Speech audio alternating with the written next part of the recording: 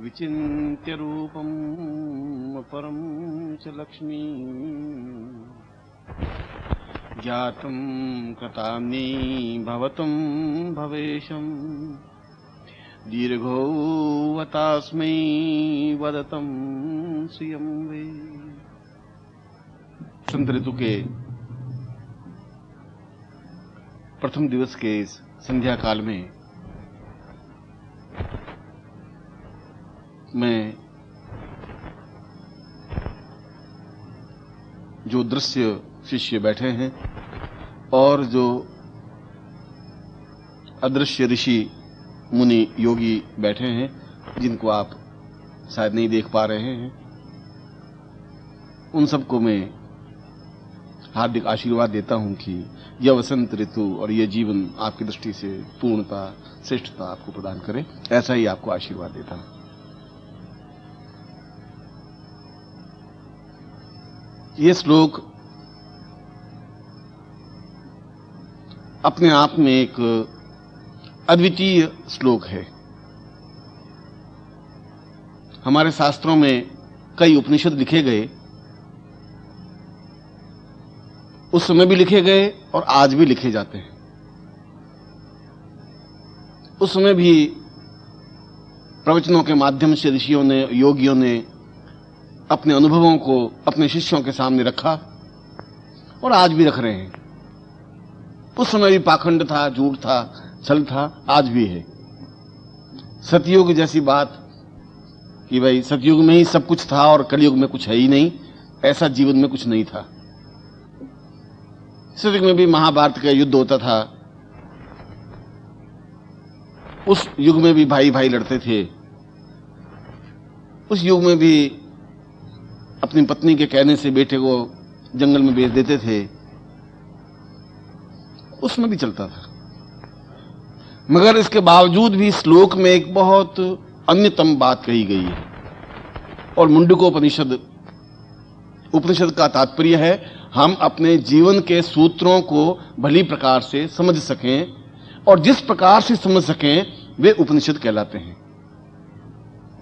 आदमी सब कुछ समझ सकता है, अपने जीवन को और जीवन के रहस्यों को नहीं समझ सकता है। यह मनुष्य के जीवन की सबसे बड़ी कमी है, त्रुटि है।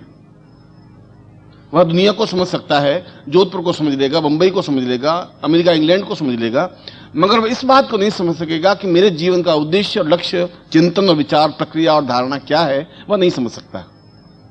इसलिए नहीं समझ सकता कि जीवन को समझने का कोई ग्रंथ, कोई विज्ञान उसके पास नहीं है।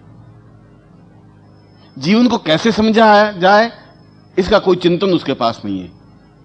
जीवन का मूल रहस्य क्या है, इस प्रश्न पर कभी उन्होंने माथापच्ची की नहीं और इस प्रश्न को उन्होंने एक व्यर्थ का समझ करके छोड़ दिया। शिष्यों ने, समुदाय ने, समाज ने और लोगों ने इसलिए छोड़ दिया कि उनको इस बात का ज्ञान था ही नहीं। आपको किसी को यह ज्ञान नहीं है कि तुम्हारे जीवन का उद्देश्य क्या है। अगर तुम्हारे जीवन का उद्देश्य केवल जिंदा रहना है तो मजबूरी है कि आप जिंदा हैं, इसमें कोई आपका प्रयत्न नहीं चल रहा है।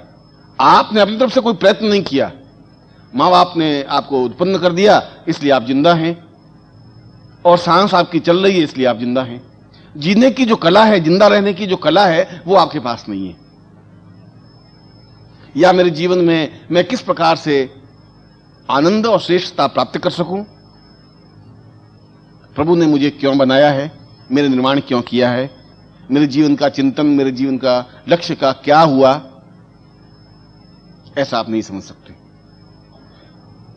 और नहीं समझ सकते तो जीवन एक भार के समान हम ढोए हुए चले जाते हैं, जिसका हमें यह पता नहीं कि हम कहां से रवाना हुए हैं, हमें यह भी पता नहीं कहां जाके समाप्त होगी। ये जीवन की प्रक्रिया 40 साल की उम्र में खत्म हो जाएगी, 52 साल की उम्र में खत्म, डोर टूट जाएगी, कि 60 साल की उम्र में टूट जाएगी, कुछ पता नहीं। और कल क्या होगा, परसों क्या होगा, 2 साल बाद क्या होगा, ऐसा भी कुछ पता नहीं है। बीमार पड़ेंगे कि नहीं पड़ेंगे, लक्ष्य को प्राप्त करेंगे कि नहीं करेंगे, गुरु के चरणों में लीन हो सकेंगे कि नहीं हो सकेंगे, प्रभु के दर्शन हो सकेंगे, कुछ पता है ही नहीं। बस आंख की पट्टी बंधी हुई है और चले जा रहे हैं। एक कोल्हू के बैल को आंखों पे पट्टी बंधी हुई है और वो गोल गोल घूम रहा है। मगर वो शाम को ऐसा सोचता है कि मैंने 20 किलोमीटर की यात्रा कर ली है, क्योंकि वो तो घूमता जाता है, तेल निकल जाता है वो बस। और अगर आंखें खोल करके देखे तो मुश्किल से 20 फुट भी उसने पूरा पार नहीं किया, मगर चूंकि पट्टी बंधी हुई है, और पट्टी बंधी हुई है तो इस बात का उसको ज्ञान है ही नहीं कि मैं कहां घूम रहा हूं और क्यों घूम रहा हूं, उसको कुछ ज्ञान नहीं है। गले में घंटी बंधी हुई है और तेली उसको मतलब डिस्कोरे मारता है और घूमता जाता है। तेली को भी पता नहीं कि मैं इसको क्यों घुमा रहा हूं, इसके घुमाने के पीछे लक्ष्य क्या है। बैल को उस बात का पता नहीं है कि मुझे घूमने के पीछे लक्ष्य क्या है। इस श्लोक में इसी तथ्य को स्पष्ट किया गया है कि यह दिन, यह वसंत ऋतु का प्रारंभ, जहां सरस्वती दिवस कहा जाता है,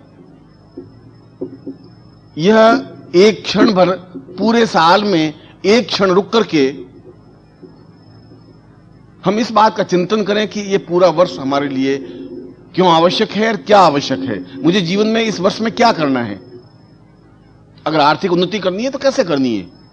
मैं ये नहीं कह रहा हूं आपकी आर्थिक उन्नति नहीं हो, मैं ऐसा भी नहीं कह रहा हूं कि आप जीवन में उन्नति नहीं करें या रोग मुक्त नहीं हो या पारिवारिक उन्नति नहीं हो, ये सब कुछ हो, मगर कैसे हो इसका तुम्हारे पास कोई उत्तर नहीं है।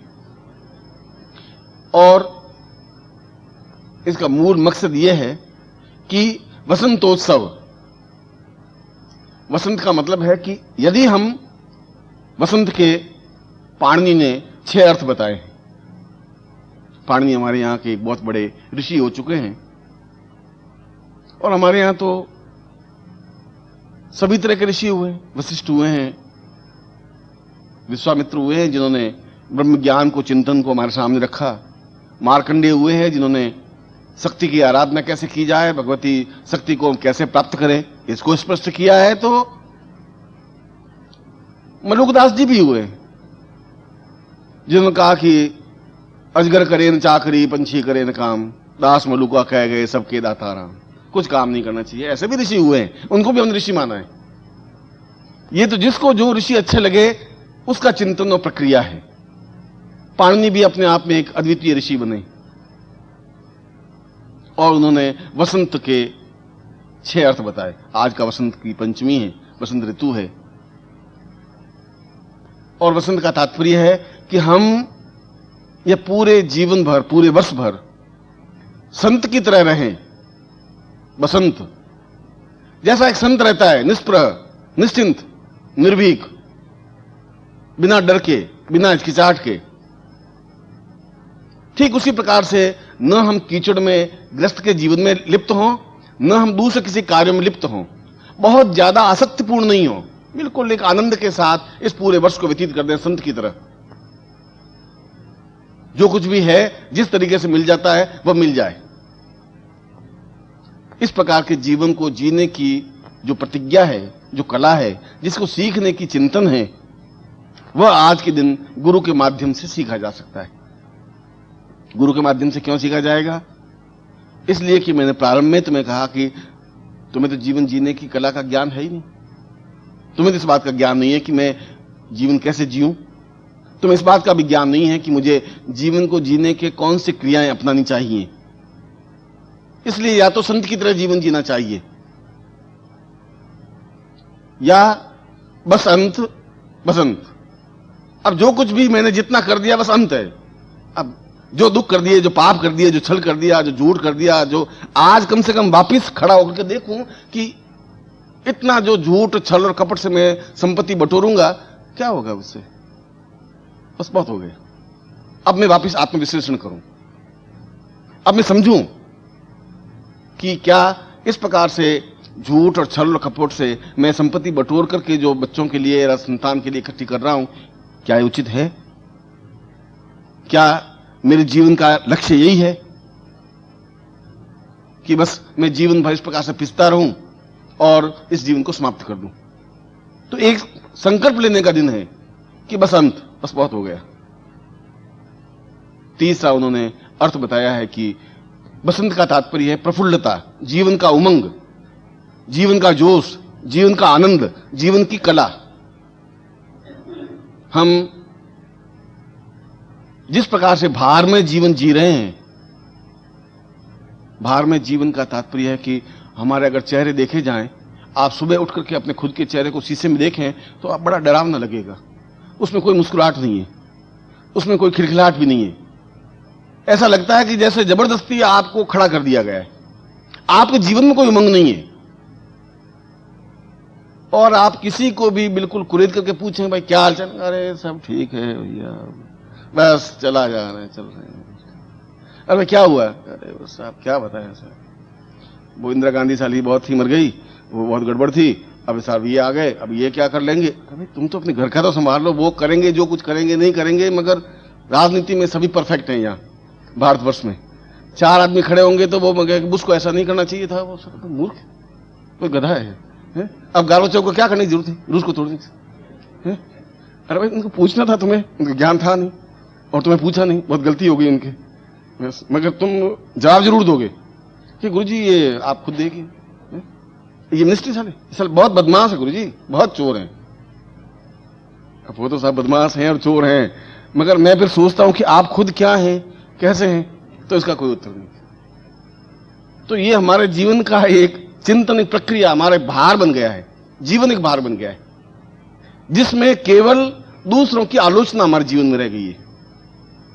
हमारे जीवन का खुद का कोई विश्लेषण नहीं रहा। हम अपने जीवन के बारे में चिंतन नहीं करेंगे, हम दूसरों की आलोचनाएं, दूसरों की बुराइयां, दूसरों की गलतियां, दूसरों की त्रुटियां निकालने की कोशिश तो करेंगे। और वसंत ऋतु इस बात का सूचक है कि हम नए सिरे से उन रहस्यों को, उस कला को गुरु से सीखें जिसके माध्यम से जीवन में आनंद आ सके, जिसके माध्यम से जीवन में प्रसन्नता आ सके, जिसके माध्यम से अपने शरीर में, अपने प्रकृति में, अपने स्वभाव में एक वसंत ऋतु का आगमन हो सके। वसंत का तात्पर्य एक ताजी हवा, ठंडी हवा, मस्त करने वाली हवा, एक नयापन। चौथा उसने अर्थ बताया है, जो कुछ हो बिल्कुल नए सिरे से, नए तरीके से हो, नया हो। जो कुछ पुराना है वो समाप्त हो जाए। यदि आप बाहर खड़े होकर देखें तो सारे नीम के पत्ते झड़ गए, अब जो भी आज से आएंगे बिल्कुल नए पत्ते आएंगे उसमें। जितने पेड़, जितने पौधे हैं, वे सब पुराने पत्तों को तोड़कर फेंक दिया है। वे फेंक सकते हैं, उन्होंने अपनी पुरातनता को खत्म करने की कोशिश की है, हम नहीं कर रहे। हमारे अंदर जो भी पुरातनता है, जो प्राचीनता है, जो हमारे अंदर स्वार्थ है, जो हमारे अंदर दब्बूपन है, वो ज्यों का त्यों है। इस साल भी हम उसी को लेकर के ही चलेंगे। नवीनता नहीं आ सकेगी।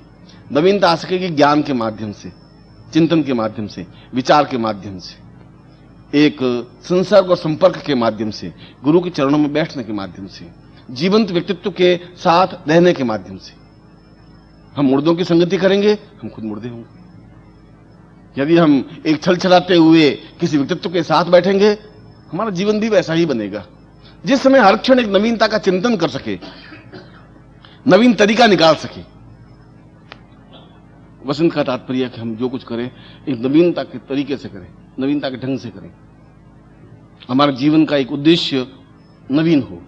5वां अर्थ वसंत का तात्पर्य है पूर्ण लक्ष्मी प्राप्त करने की क्रिया। वसंत का मतलब है लक्ष्मी।